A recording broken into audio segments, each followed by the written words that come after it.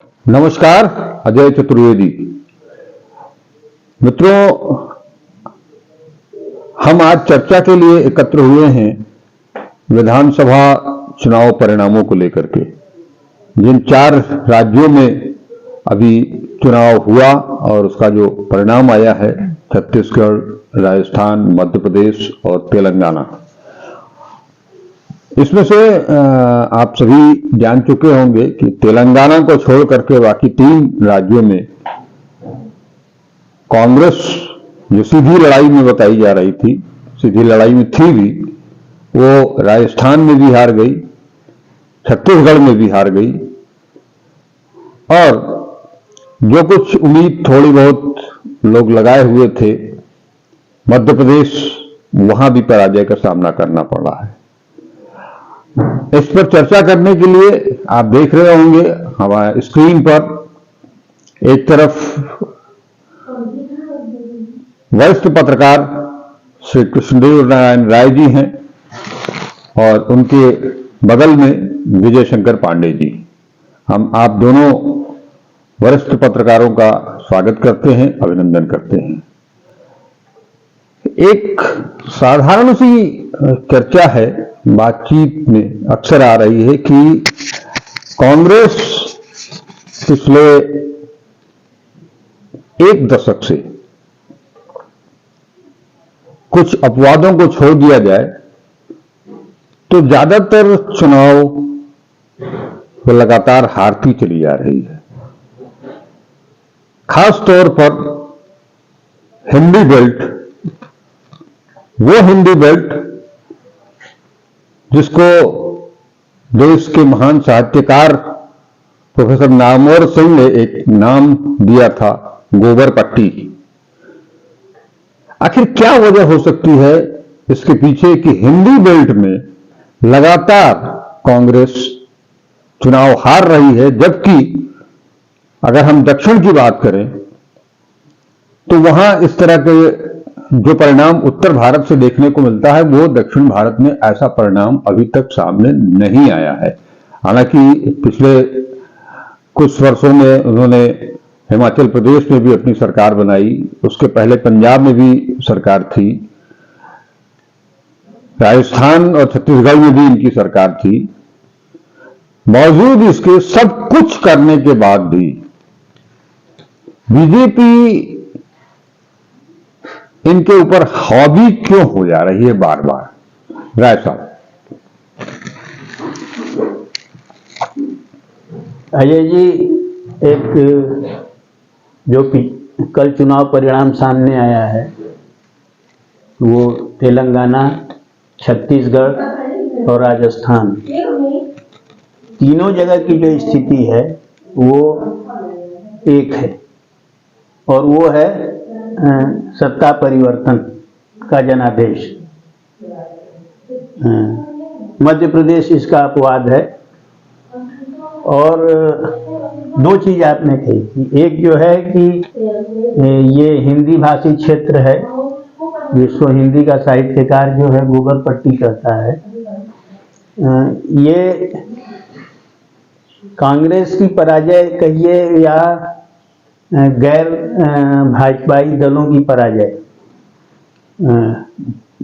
उसके पीछे जो सबसे बड़ा कारण है वो है संगठनात्मक। कांग्रेस के पास वो ताकत नहीं है जो भारतीय जनता पार्टी के पास है। और आप भी समझते हैं, पांडे जी भी इससे सहमत होंगे कि वो है राष्ट्रीय स्वयंसेवक संघ का ऑर्गेनाइजेशन। ये संगठन उनका ऐसा हथियार है जो मुद्दा नहीं देखता, लाभ हानि नहीं देखता, और जो चुनाव में आप तरह तरह की बातें करते हैं, इस ऑर्गेनाइजेशन, इसका जो स्वयंसेवक है, वो न राष्ट्र देखता है, न धर्म देखता है, न पार्टी देखता है। वो सिर्फ और सिर्फ अपने जो है संगठन के अंदर जो जन आदेश होता है उस पर अमल करता है। और उसके लिए कौन किसको पनौती कह रहा है, कौन इसको पप्पू कह रहा है, कौन कहाँ किसको क्या कह रहा है, इससे उसका कुछ लेना लागना नहीं है। वह बस उसके दिमाग में भर दिया गया है कि राष्ट्रवाद, हिंदू धर्म अगर जिंदा रहना रहेगा तो वो सिर्फ और सिर्फ उसकी वजह से जिंदा रहेगा, और बाकी जो उसका नहीं है वो न राष्ट्र का है न उसके धर्म का है।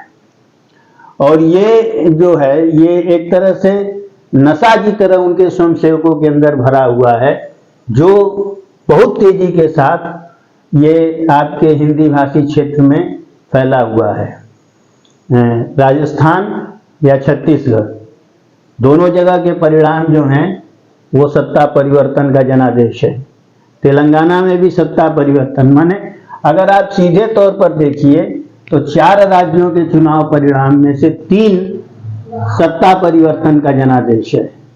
लोग समझने लगे हैं कि सरकारों को बदलते रहिए अगर आप अच्छा विकास चाहते हैं, अच्छी तब्दीली चाहिए।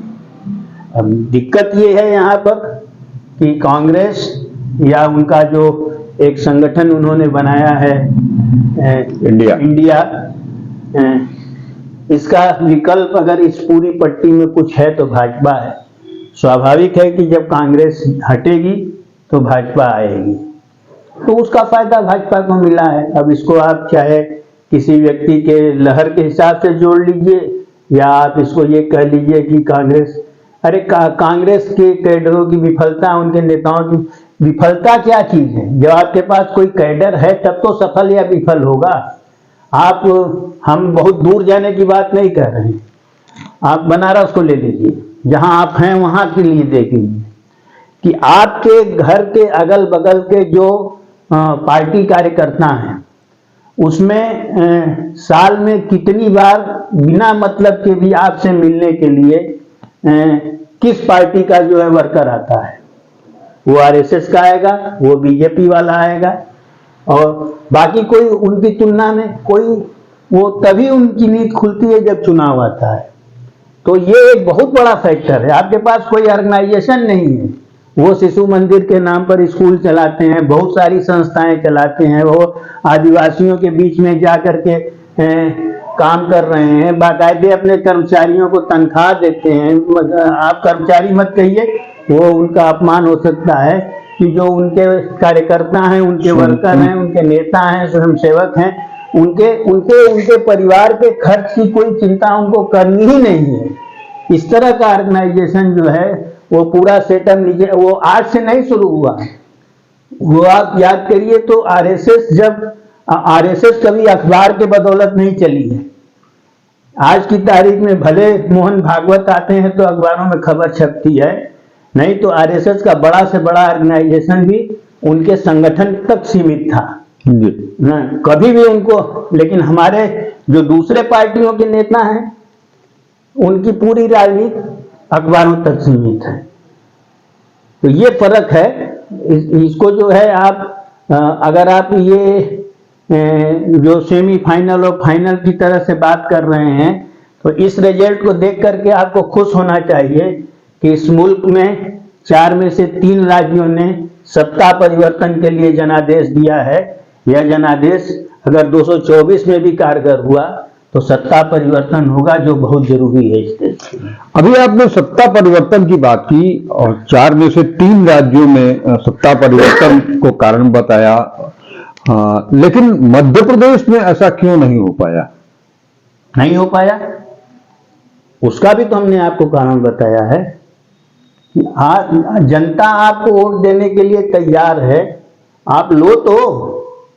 आपके पास ऑर्गेनाइजेशन है, कोई आपने संगठन खड़ा किया है। आप जब दक्षिण से उत्तर की ओर पदयात्रा करते हैं तो उस पदयात्रा में जो लोग आपके साथ चलते हैं वो कितने दिन तक आपके साथ रहेंगे? किसी भी आंदोलन को शुरू करने के लिए जो है आपके पास कैडर होना चाहिए ना। पूरा समाजवादी आंदोलन इस देश का जो है जेल भरो आंदोलन के नाम से शुरू होता था। अंग्रेजी ब्रिटिश हुकूमत, जिसको जो है एक तरह से अधिनायक वाला वो शासक था, आपके ऊपर जो है शासन कर रहा था, तानाशाह था, उसके खिलाफ गांधी ने सविनय अवज्ञा आंदोलन किया। उसने कहा कि हम ऐसा कानून नहीं मानेंगे जो जनता के हित के खिलाफ है। नमक कानून के खिलाफ जो है दांडी यात्रा निकाल देते हैं। और आप इस सरकार के कौन सी ऐसी जो है फैसला है जिसके खिलाफ आप सड़क पर उतरे हैं? बता दीजिए कि जो 2014 से लेकर के आज तक जितने जनता के खिलाफ, जन आकांक्षाओं के खिलाफ, पूंजीपतियों के समर्थन में जितने भी फैसले लिए गए हैं, किसी भी फैसले के खिलाफ अगर आपने कहा हो कि नहीं इस फैसले का हम विरोध करते हैं, हम सड़क पर उतरेंगे, जो भी वो करेंगे आप उसको एक्सेप्ट कर लेंगे। हर विपक्षी नेता जो है ईडी और सीबीआई के जो है निशाने पर है। आप किसी को तो चुनौती दीजिए, कहीं नहीं। आप इतने जो है कानून को मानने वाले हैं कि आपकी बस चले तो आप तो धारा 144 भी तोड़ने में जो है अपने आप को अपराधी महसूस करने लगते हैं जी। और उसी का नतीजा ये है कि संसद में खुलकर बोलने वाला हर आदमी जो है आज जांच के घेरे में खड़ा हो जा रहा है, चाहे वो किसी भी पार्टी का हो। जी पांडे जी, अभी चर्चा के दौरान राय साहब ने इंडिया गठबंधन का नाम लिया है। ये जो इंडिया गठबंधन बना वो इन 4 राज्यों के विधानसभा चुनावों से पहले बना। उसकी लगभग जहां तक मुझे याद है कि 2 बैठकें भी हो चुकी थी बिहार में, और लेकिन ये जो चुनाव हुआ है, इस चुनाव में वो गठबंधन कहीं से एकजुटता के साथ लड़ता हुआ दिखाई नहीं दिया। अगर हम बात करें मध्य प्रदेश की, तो मध्य प्रदेश में इंडिया बीजेपी के खिलाफ नहीं थी, बल्कि कांग्रेस और समाजवादी पार्टी भी थी। समाजवादी पार्टी ने 70 उम्मीदवार वहां उतारे थे मैदान में, और जैसी रिपोर्ट आ रही है 70 में से कुछ ऐसी जगहें हैं, ऐसी सीट है जहां समाजवादी पार्टी को जितना वोट मिला और वो हार भले गई हो, लेकिन कांग्रेस को जिसने हराया उसको इतने कम मार्जिन से कि उससे ज्यादा तो समाजवादी पार्टी के प्रत्याशी को वोट मिला। तो ये जो गठबंधन है, इसको गठबंधन को किस रूप में लेते हैं आप? एक तो कांग्रेस जो 4 महीने पहले पब्लिक परसेप्शन पर बात की जा रही थी तो फील गुड मूड में थी, और भाजपा आखिरी दम तक जो लड़ाई लड़ती है वो युद्ध स्तर पर लड़ती है। पिछले 3-4 महीने से जिस तरह की खबरें उधर से आ रही थी और वो कांग्रेस मानकर चल रही थी, मसलन आपके सामने छत्तीसगढ़ का मामला है। छत्तीसगढ़ को कोई भी प्रेडिक्ट नहीं कर पा रहा था कि यहां सत्ता परिवर्तन होगा। भूपेश बघेल की जो पीआर मशीनरी है वो इतनी एक्टिव मोड में थी कि आम लोगों के बीच में भी धारणा थी, बल्कि छत्तीसगढ़ के रिजल्ट आने के बाद लोग आश्चर्यचकित थे। यही बात आप मध्य प्रदेश के बारे में भी लागू कर सकते हैं। आज से 3-4 महीने पहले जिस तरह की भीड़ इनके सभाओं या बैठकों में जुट रही थी, या राहुल गांधी प्रियंका गांधी की रैलियों से जिस तरह की खबरें आ रही थी, उसमें काफी हद तक ये मजबूत महसूस किए जा रहे थे। लेकिन जो सबसे बड़ी कमजोरी थी वो क्षेत्रीय छत्रप है, चाहे वो अशोक गहलोत हो, चाहे वो कमलनाथ हो, या फिर भूपेश बघेल हो। इन लोगों ने मानकर ये लोग चल रहे थे कि बस बैठे बिठाए तस्तरी में हमें सत्ता सौंप दी जाएगी, और इन पर भरोसा करना कांग्रेस हाईकमान को बहुत महंगा पड़ा। बल्कि इनका एक तरह से आखिरी चुनाव था ये, स्पेशली कमलनाथ और अशोक गहलोत के विषय में तो ये आश्वस्त होकर कहा जा सकता है। तो और जहां तक गठबंधन का सवाल है, इंडिया गठबंधन का, उसमें कुछ रिजिडनेस दोनों तरफ से दिखाई गई है। उसमें अकेले केवल कांग्रेस को जिम्मेवार नहीं ठहराया जा सकता। सपा का जो कुल वोट है, जो जहां तक मुझे जानकारी है, उसमें उन्हें 1% वोट भी नसीब नहीं हुआ है प्रदेश स्तर पर।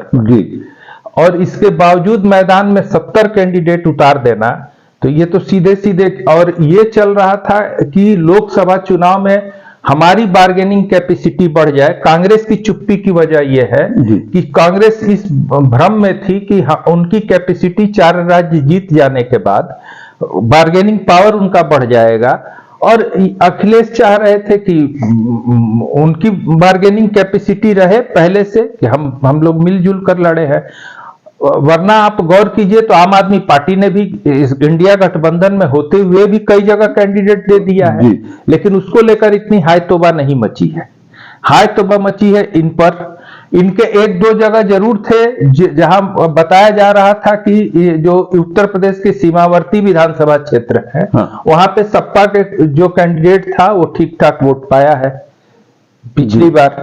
और उस आधार पे तो इनको भी अपने सीमा में रह के करना चाहिए था। दोनों तरफ से अगर सामंजस्य नहीं बिठाया जाएगा तो सवाल ही नहीं है कि गठबंधन सफल हो। थोड़ा थोड़ा झुकना दोनों लोगों को चाहिए था। बिल्कुल।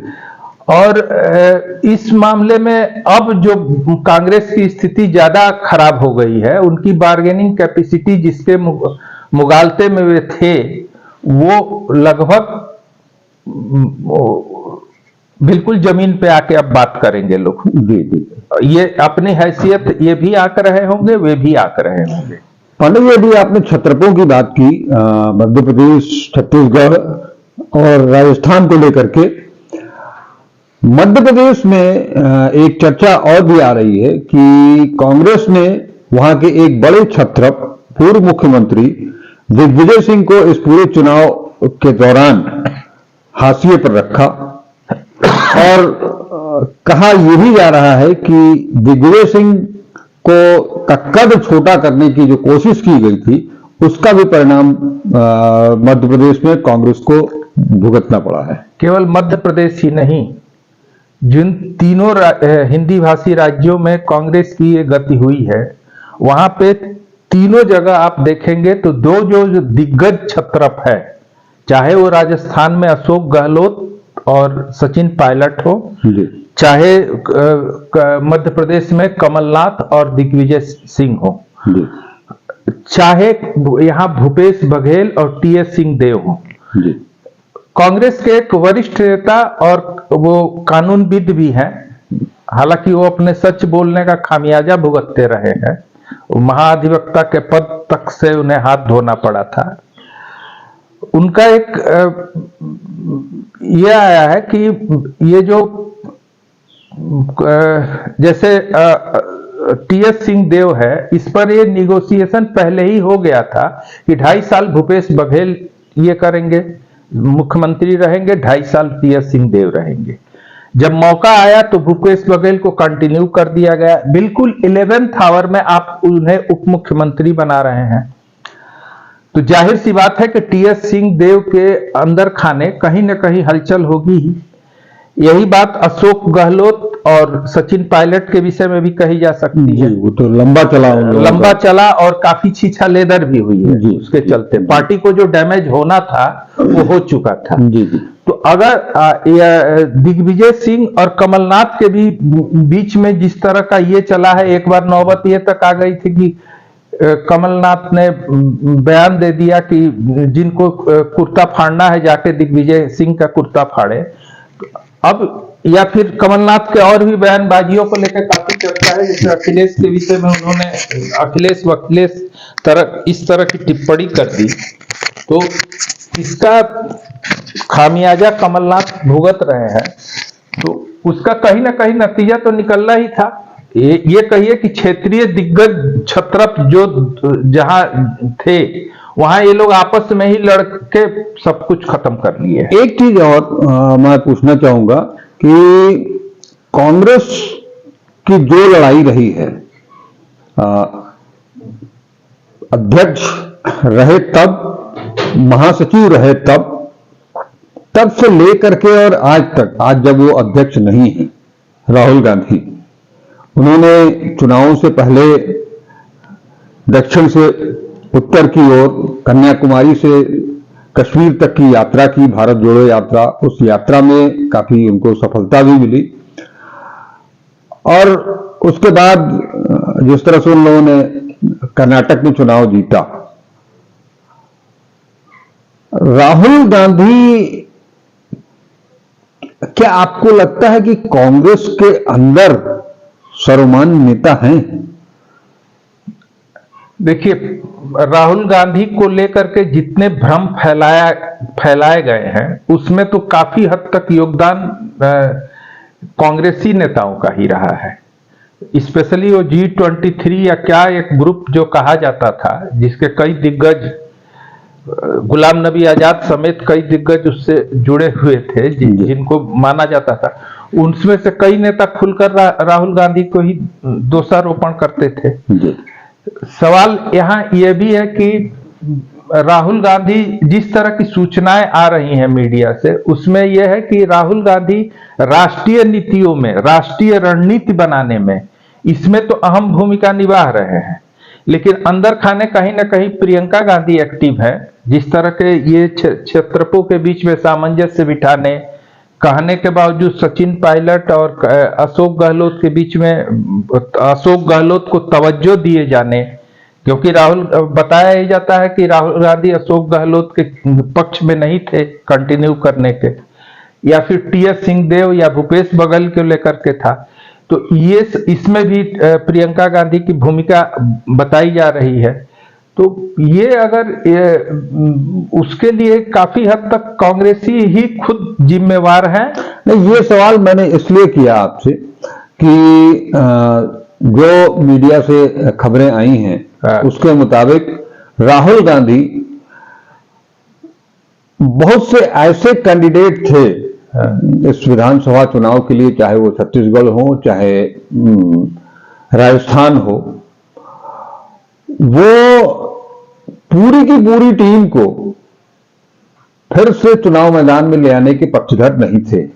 कम से कम 40 ऐसी सीटें हैं जहां पर राहुल गांधी सीट कैंडिडेट बदलना चाहते थे, लेकिन जिन छत्रपों का आपने नाम लिया है, उन छत्रपों के दबाव के आगे राहुल गांधी की भी बात नहीं मानी गई, अनसुनी की गई और उन्हीं लोगों को फिर से टिकट देकर के चुनाव मैदान में उतारा गया। ये बात आपकी बिल्कुल सही है कि इस तरह की खबरें काफी आई है कि शुरुआती दौर में एंटी कॉम्बेंसी, स्पेशली जहां पे कांग्रेस सत्ता में थी, वहां की एंटी कॉम्बेंसी कुछ विधायकों को लेकर के थी और उनको हटाने के पक्ष में थे।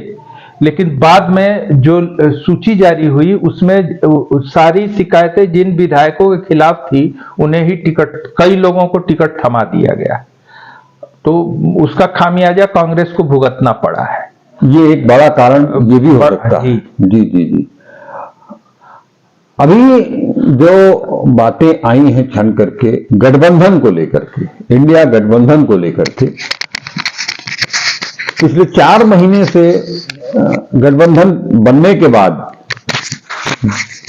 पूरी तरह से कांग्रेस ने उस इंडिया गठबंधन की सारी गतिविधियों को, अगर यह कहा जाए कि एक तरह से स्थगित कर रखा था। कहा यह भी जा रहा है कि बहुत से गठबंधन के बाकी जो नेता थे, बड़े नेता, उनके साथ एक भोपाल में, मध्य प्रदेश की अगर बात करें तो भोपाल में एक बड़ी रैली होनी थी, वो रैली भी नहीं हुई। गठबंधन के बड़े नेताओं को कोई मदद भी नहीं ली गई। एक तरह से यह भी कहा जा रहा है कि उन नेताओं की उपेक्षा की गई।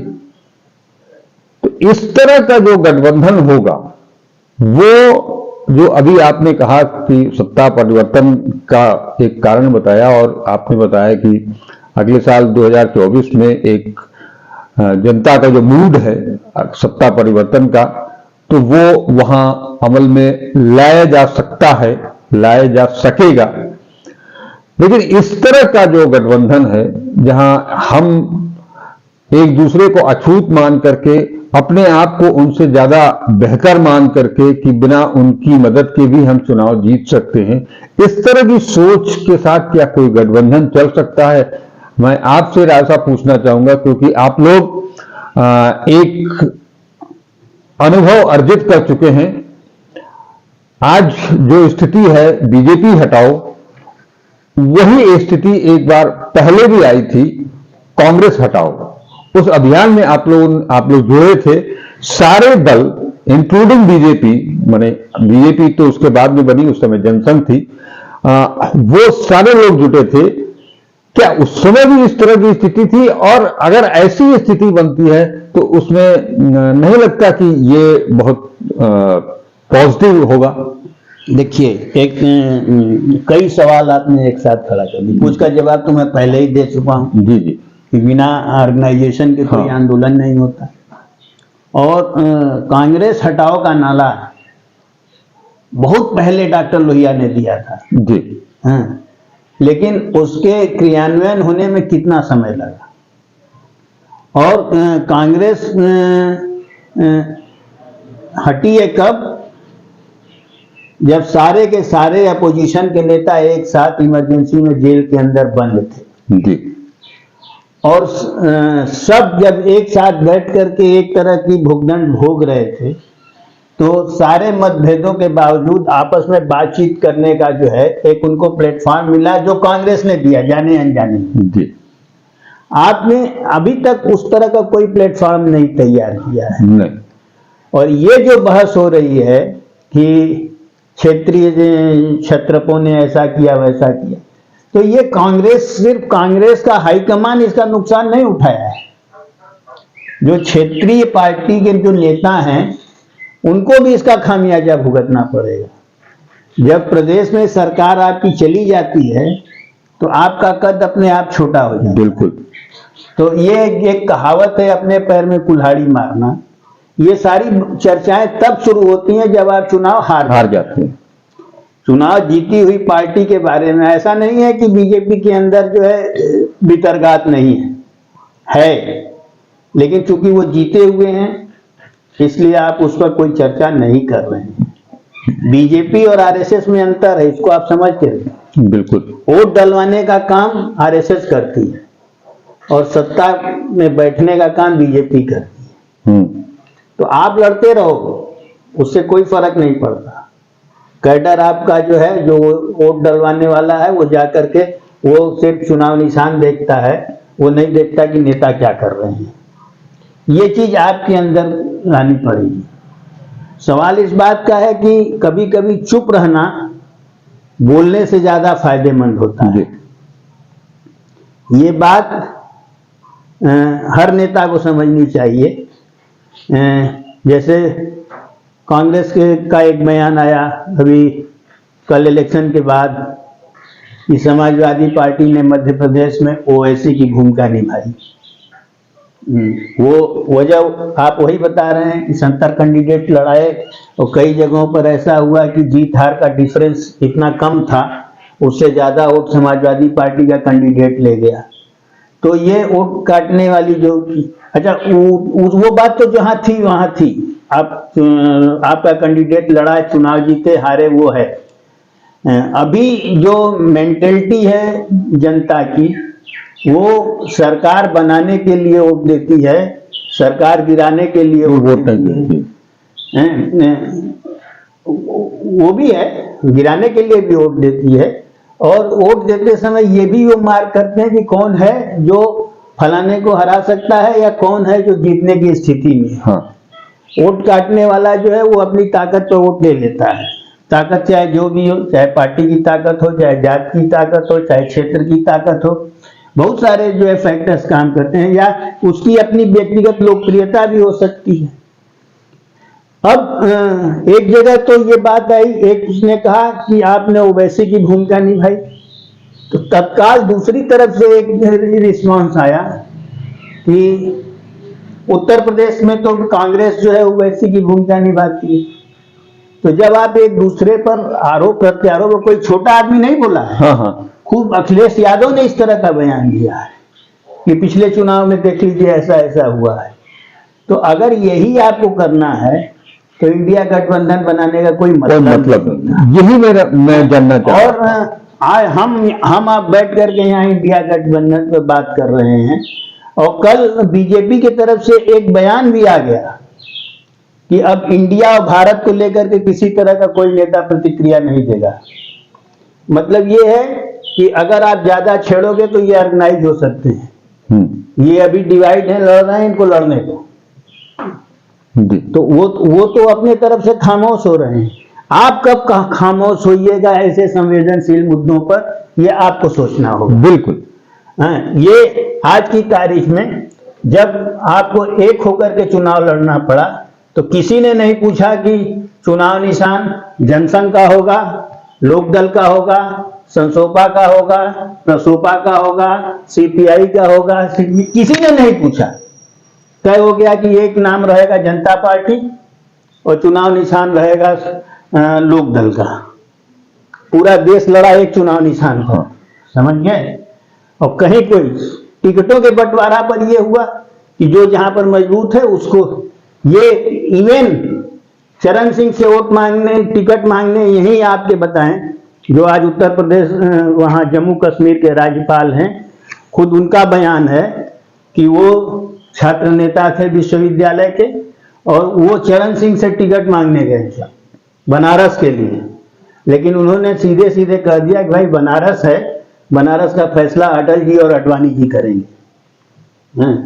तो ये चीजें होती हैं। जब आपको संगठन चलाना है तो आपको थोड़ा समझौता करना पड़ेगा जी। और अगर आप नहीं करेंगे तो फिर यह है कि डिवाइड एंड रूल, ये तो अंग्रेजों की पॉलिसी रही है, हर सरकारों ने किया है, कांग्रेस ने भी किया था।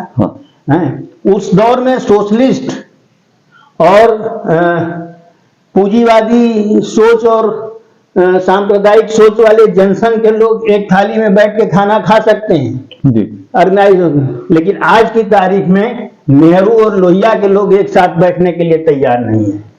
तो ऐसी स्थिति में आप किस आधार पर सोच रहे हैं कि गैर भाजपा ऑर्गेनाइजेशन हिंदुस्तान में इतनी जल्दी के साथ खड़ा हो जाएगा?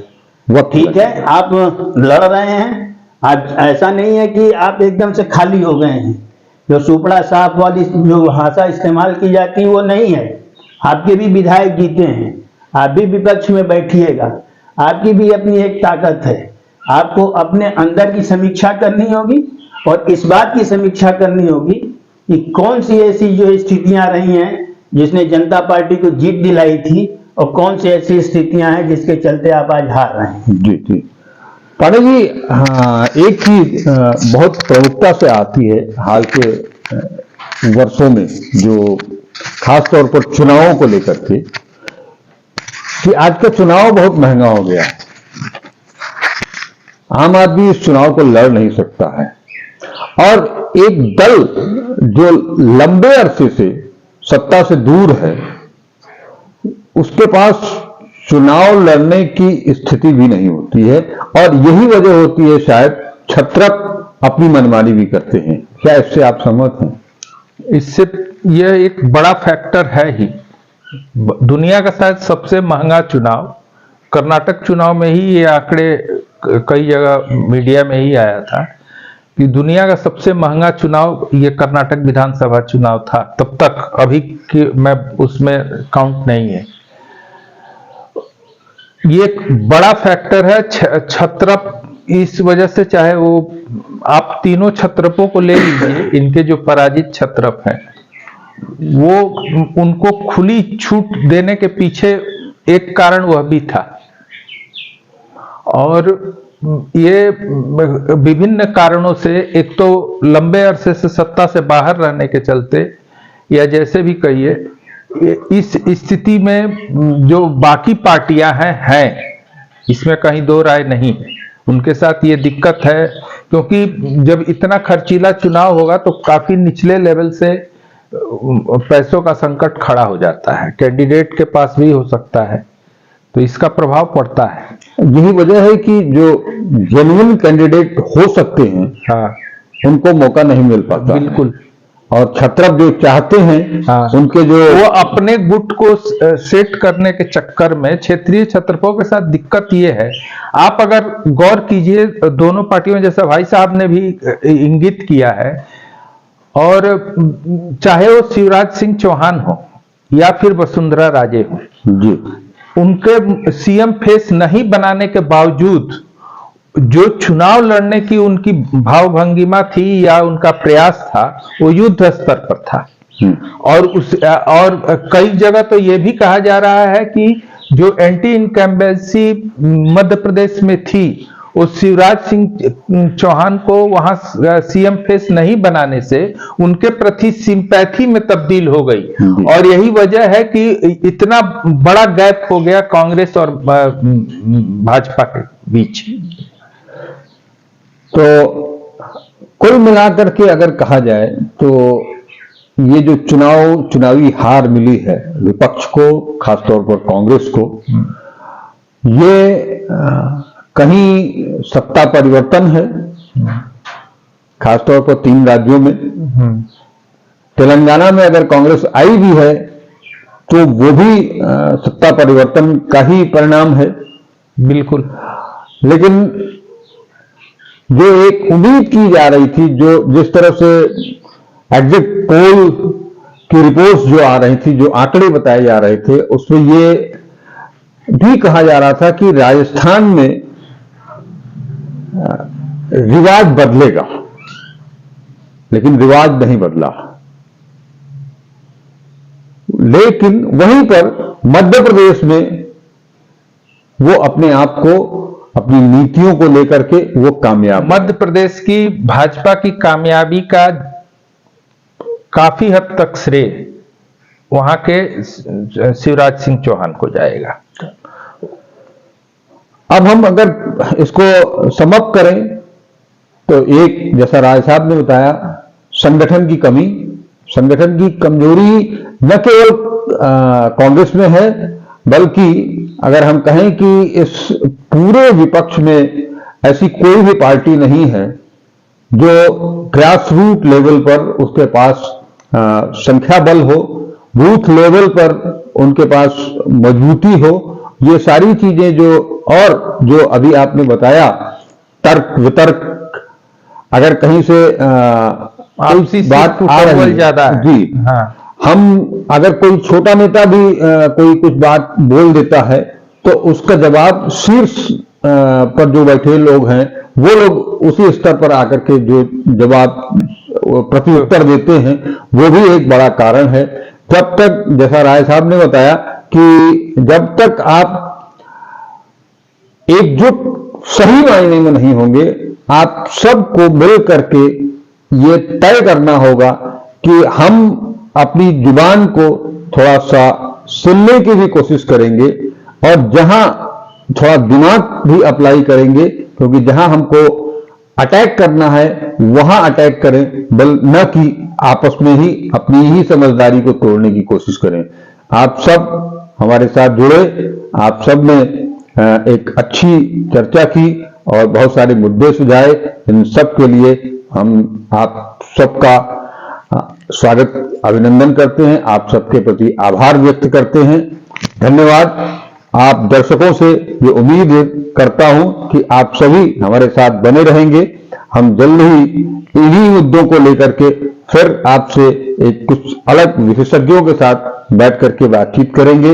लेकिन आपसे एक दरख्वास्त भी है कि आप वीडियो को पूरा देखें, सब्सक्राइब करें, चैनल को लाइक करें और शेयर करें। नमस्कार।